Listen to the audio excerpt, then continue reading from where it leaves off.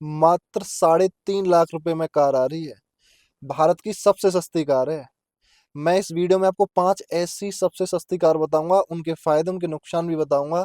तो वीडियो की जरा भी स्किप मत करना, वीडियो पूरा देख लो। आपका पैसा अच्छी जगह इन्वेस्ट हो जाएगा, फिर आपको पछताना नहीं पड़ेगा। कोई भी स्कैम नहीं, कोई भी फ्रॉड नहीं, कोई भी किसी भी तरीका प्रमोशन नहीं। आपको एग्जैक्ट, ऑनेस्ट और एकदम जेन्युइन चीज बताने जा रहा हूँ। पूरी रिसर्च के बाद एक एक करके मैं आपको बताने जा रहा हूँ। सबसे पहले स्टार्ट करेंगे मारुति वैगनार के साथ। यहाँ पे मैं बात करूंगा एक्स शोरूम पर। तो वैगनार जो आती है वो स्टार्ट होती है 4,99,000, इसका एक्स शोरूम प्राइस है। ठीक है। अब वैगनार के अंदर मिल जाता है हमें कैबिन स्पेस मिल जाता है, अच्छा हेडरूम हमें मिल जाता है। मैं भी वैगनार ही चला रहा हूँ। माइलेज इसका शानदार है, अगर आप सीएनजी में लोगे तो 35, ठंडों में 40 तक भी चला जाएगा।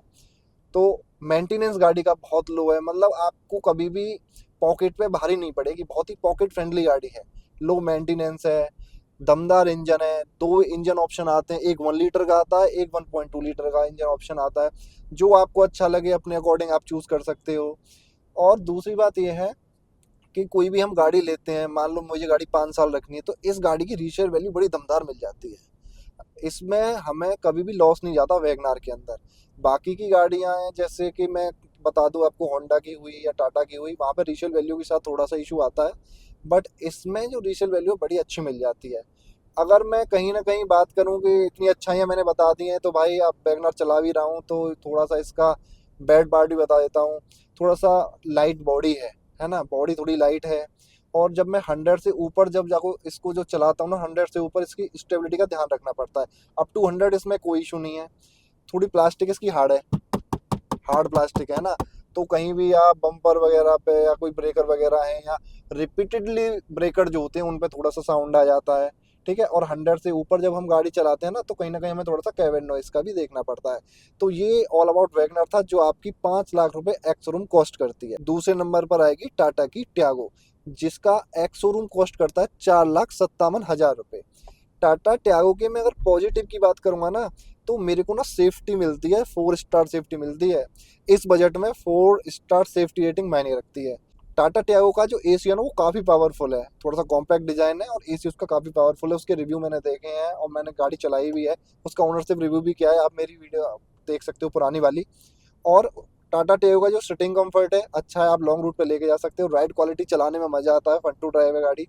और बजट में फिट हो जाती है इस सेफ्टी रेटिंग के साथ, तो ये उसका नंबर 1 बैच है। अच्छा, यहीं पे अगर मैं टाटा टियागो के नेगेटिव की बात करूंगा, तो 3 सिलेंडर इंजन है भैया। शोरगुल तो थोड़ा आएगा ही आएगा, थोड़ा वाइब्रेशन का भी इशू रहता है। अगर मैं वैगनार से कंपेयर करूंगा तो मेरे को थोड़ा माइलेज भी कम मिलेगा पेट्रोल के अंदर। और 4-5 लोग अगर फुल्ली लोड होके चलेंगे तो हल्का सा पिकअप भी दबता है टाटा टियागो का। और जो बेस मॉडल आते हैं ना, उनमें जो लाइटिंग आती है उनकी रोशनी भी काफ़ी कम होती है। तो आप इस गाड़ी को भी देख सकते हो। तीसरे नंबर पर आएगी रेनॉल्ट की क्विड, और ये एक्स शोरूम कॉस्ट करती है 4,30,000 रुपये। भैया जब मैं रेनॉल्ट क्विड की बात करता हूँ ना, तो छोटी गाड़ी है और शानदार ग्राउंड क्लियरेंस ऑफर करती है। मैंने वो की पॉइंट ही मेंशन किए हैं जो अच्छे हैं और ज़्यादा बुरे हैं ना।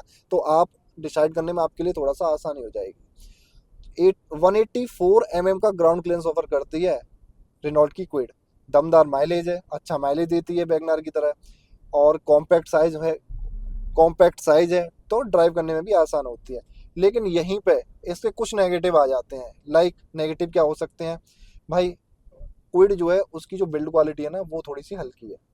जैसे मैंने टाटा ट्यागो का बोला था कि 4 से 5 लोग लोड करके थोड़ा पिकअप दबता है ना, तो यहाँ पे भी सेम रेनॉल्ट की क्विड में भी अगर 4 से 5 लोग फुल्ली लोड होके अगर जाते हैं ना, तो पावर थोड़ी सी कम दिखाई देती है। और कैबिन में नॉइज एंड वाइब्रेशन का भी हल्का सा इशू रहता है। लास्ट सीट जो होती है रेनॉल्ट क्विड की, उसमें थोड़ा सा स्पेस का देखना पड़ेगा भाई। आपकी फैमिली में लोग कितने लंबे हैं या थोड़ा सा हाइट उनकी ठीक ठाक है, क्योंकि पीछे की सीट पे ना कंफर्ट कम है। वैगनार में बहुत अच्छा है, ट्यागो का भी ठीक ठाक है। तो क्विड में थोड़ा सा कॉम्पैक्ट साइज होने की वजह से ये इशू लगता है। तो आप यहाँ पे जब आप एजेंसी रीच आउट करोगे, तो आप इस चीज़ को देख लेना, अपनी फैमिली के साथ जाना, बैठ के देख लेना। फोर्थ नंबर पर आती है जो हर किसी की जबान पर रहती है, मारुति ऑल्टो K10। ये एक्स शोरूम कॉस्ट करती है आपकी 3,70,000 रुपये।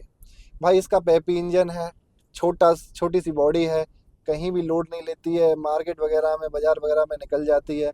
लो मेंटेनेंस है, 1 लीटर का के सीरीज का प्यारा सा पेपी इंजन है, लो मेंटेनेंस है, इजी टू ऑपरेट है, इजी टू पार्क है, एक्सीलेंट माइलेज है, पेट्रोल में 24-25 का माइलेज है। और भाई अगर मैं बात करूं 300 किलोमीटर चल जाती है 8 किलो के सिलेंडर में सीएनजी के अंदर।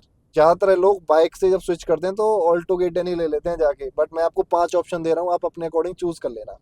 अच्छा, ऑल्टो ले तो लेते हैं भाई स्टार्टिंग में, बिगनिंग में, एंट्री लेवल गाड़ी है, हर किसी की जबान पे रहती है, मार्केट में एक तरफा राज किया 10 तक ऑल्टो के 10 ने। लेकिन यहीं पे मैं आपको बताना चाहूँगा कि इसको लेने के बाद थोड़े से इसके नेगेटिव भी हैं। आपने देखा होगा जीएसटी रिफॉर्म के बाद जिस प्राइस में ऑल्टो के 10 मिल रही थी, वो उस प्राइस में वैगनार मिल रही है, इसलिए वैगनार की सेल ज़्यादा हो गई है। ठीक है, ऑल्टो के 10 अगर आप लेते हो फिर भी तो लैक ऑफ स्पेस आपको मिलेगा यार, छोटी सी गाड़ी है ना, तो स्पेस की कमी तो होगी। लो स्टेबिलिटी है हाईवे पर, हाई स्पीड पर, दोनों पे लो। एक तो हाईवे पे भी आपको थोड़ा अनकंफर्टेबल हो सकता है, और हाई स्पीड पे तो होगा ही होगा। लाइक 100 से ऊपर जाओगे तो थोड़ा स्टेबिलिटी का भी इशू आएगा, थोड़ा नॉइज़ का भी इशू आएगा, है ना। और बिल्ड क्वालिटी भी थोड़ी सी हल्की रखी जाती है, आपने देखा ही होगा।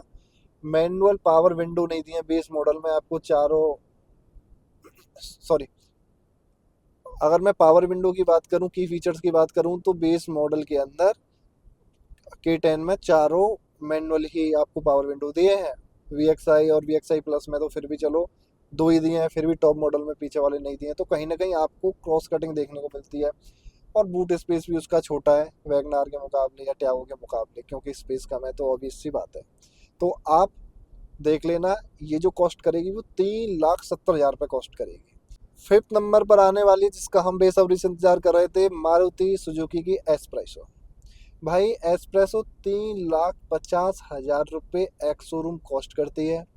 माइलेज शानदार है, 24-25 का माइलेज है, बजट कार है, सीएनजी में माइलेज 32 से 35 तक मिल जाएगा, दमदार इंजन है, 1.1 लीटर का के सीरीज इंजन आ जाता है, आसान हैंडलिंग है, कॉम्पैक्ट सा साइज़ है, बीच में थोड़े से इन्फोटेक सिस्टम वगैरह भी दे रखे हैं, तो देखने में कुछ लोगों को वो लुक बहुत अच्छा लगता है ना। हाई ग्राउंड क्लियरेंस है, 180 mm का भाई ग्राउंड क्लियरेंस ऑफर करती है, अच्छी अच्छी गाड़ियाँ नहीं करती हैं। पीछे की सीट पर थोड़ी कम जगह है, ये आपको देखना पड़ेगा। टॉल बॉय के साथ में कॉम्पैक्ट साइज है, तो थोड़ा बॉडी रोल भी मिल जाता है यहाँ पे। हाईवे पर स्टेबिलिटी इसलिए इसकी कम हो जाती है। बिल्ड क्वालिटी तो हल्की है ही, आपको पता ही है। और फीचर की थोड़ी सी कमी है, क्योंकि बहुत बजट कार है। तो ये जो 5 गाड़ियाँ हैं, पहले मैंने आपको बताया वैगनार के बारे में, फिर मैंने आपको बताया ट्यागो के बारे में, फिर मैंने आपको बताया ऑल्टो के 10 के बारे में बताया, मैंने आपको एस्प्रेसो के बारे में बताया। ठीक है, तो आपको अब इन पांचों का प्राइस मैंने बता दिया है। आपके बजट में कौन सी गाड़ी फिट होती है आप मेरे को कमेंट करो, और फिर हम मिलके डिसाइड कर लेंगे, क्योंकि आप ही के लिए वीडियो बनाई हुई है। तो पहले तो किसी भी स्कैम में फंसना नहीं है, आपको एजेंसी जाना है, 1-2 एजेंसी आपके आसपास हैं, सबसे बात करो, बेस्ट डील लेने के लिए ट्राई करो। सबसे ज़्यादा जो बेस्ट डील मिलेगी भाई वो मिलेगी दिसंबर में जाके, क्योंकि वो पुराना स्टॉक निकालते हैं। अगर आप वेट कर सकते हो तो वेट कर लो, और वेट नहीं कर सकते हो तो फिर आप कम से कम 1-2-3 डीलर से बात करो। जो डीलर हमें अच्छी डील दे देगा हम उससे गाड़ी ले लेंगे। एक दिन पहले जाके शोरूम पे गाड़ी भी देख लेना, उसका फ़ोटो वोटो खींच के ले आना, और ट्राई करना कि आपको जो गाड़ी मिले ना, आपको आसपास के डीलर से ही मिल जाए, बहुत दूर मत जाना अच्छी डील के चक्कर में भी, 10-20-30 हज़ार रुपये के चक्कर में, क्योंकि वहाँ बड़ी दिक्कत होती है, अपनी मनमानी करते हैं। लोकल में तो कहना सुनना भी हो जाता है, तो ये भी एक बहुत बड़ा पॉइंट बन जाता है हमारा जब हम गाड़ी लेते हैं। तो मैं आपको रिक्वेस्ट यही करूँगा कि आप आसपास से गाड़ी लें। आप क्योंकि बजट गाड़ी ले रहे हो तो बहुत ज़्यादा आपको कुछ करवाने की ज़रूरत नहीं है स्टार्टिंग में, बाद में धीरे धीरे करा लेना। पहले गाड़ी लेके आओ, गर्मी बहुत पड़ रही है भाई। अगर आप बाइक से कार पे स्विच करते हो तो प्लीज़ आप कर लो भाई, क्योंकि बाइक से तो बहुत सेफ्टी है कार की, है ना। गर्मियों में धूप से बचाएगी, एसी मिल जाएगा, बारिश में, आंधी में, तूफान में, ठंड में, हर तरीके से। अभी क्या है कि अभी मैंने पेपर में पढ़ा था कि मारुति की गाड़ियाँ 30,000 तक महंगी होने वाली हैं। भाई महंगी हो जाएंगी क्या मतलब है, अभी 30,000 महंगी हो जाएंगी, और 30,000 तक का अगर हम डिस्काउंट ले लेते हैं तो 60,000 रुपये सस्ती पड़ गई गाड़ी। तो अगर आप प्लान कर रहे हो तो भाई फिर आप प्लान कर लो, फिर आप सोचो मत, है ना। बाकी का आपको कोई भी किसी भी तरीके की कैसी भी जानकारी चाहिए, मैं बैठा हुआ हूँ, मुझे कमेंट करो, 1 कमेंट करो, 2 कमेंट करो। आपको पता है मैं कमेंट का तुरंत जवाब देता हूँ, तुरंत रिप्लाई देता हूँ। और फिर भी कोई इशू आए तो बताना मुझे।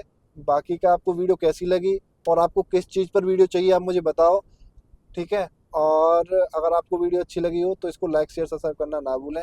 Thank you so much.